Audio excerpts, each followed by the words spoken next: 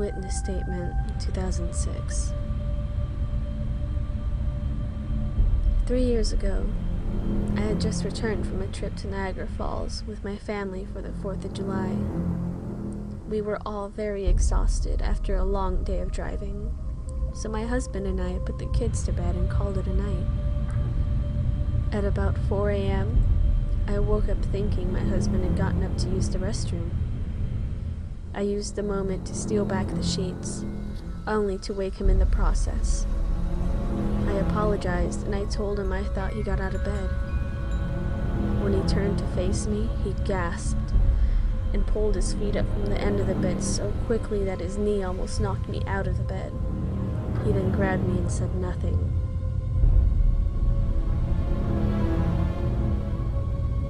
As my eyes adjusted to the dark, I was able to see what caused the strange reaction.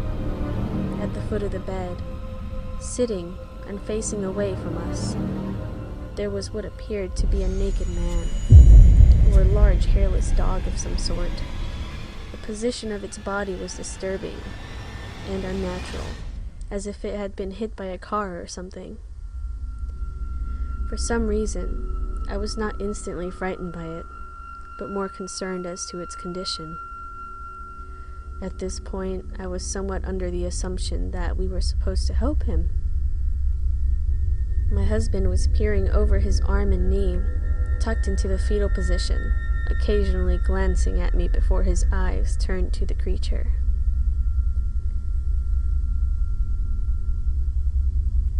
In a flurry of motion, the creature scrambled around the side of the bed, and then crawled quickly in a flailing sort of motion right along the bed until it was less than a foot away from my husband's face. The creature was completely silent for about 30 seconds, just staring at my husband. The creature then placed its hand on my husband's knee and ran into the hallway, leading to the kids' rooms.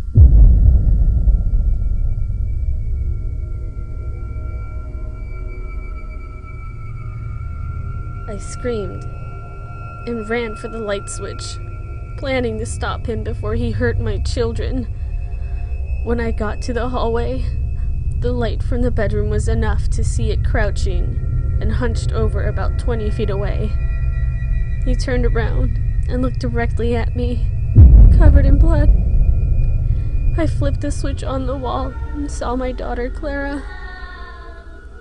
The creature ran down the stairs while my husband and I rushed to help our daughter. She was very badly injured and spoke only once more in her short life.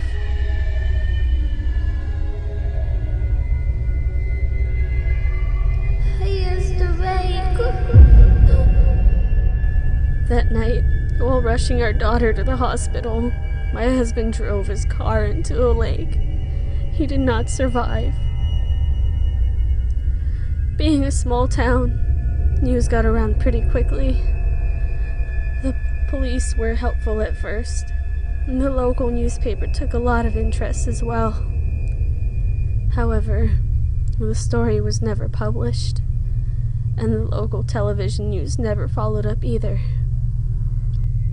For several months, my son and I stayed in a hotel room near my parents' house. After we decided to return home, I began looking for answers myself. I eventually located a man in the next town over who had a similar story. We got in contact and began talking about our experiences. He knew of 2 other people in New York who had seen the creature we now referred to as the Rake. It took the 4 of us about 2 solid years of hunting on the internet and writing letters to come up with a small collection of what we believed to be accounts of the Rake. None of them gave any details, history, or follow-up. One journal had an entry involving the creature in its first 3 pages, and never mentioned it again. A ship's log explained nothing of the encounter, saying only that they were told to leave by the Rake. That was the last entry in the log. There were, however, many instances where the creature's visit was one of a series of visits with the same person. Multiple people also mentioned being spoken to, my daughter included. This led us to wonder if the rake had visited any of us before our last encounter.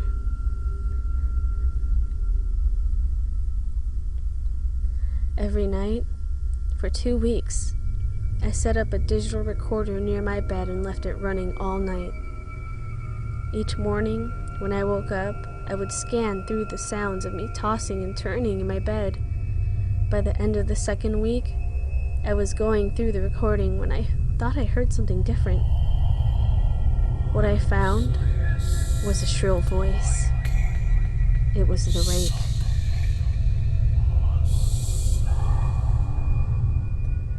I can't listen to it long enough to even begin to transcribe it. I haven't let anyone listen to it yet.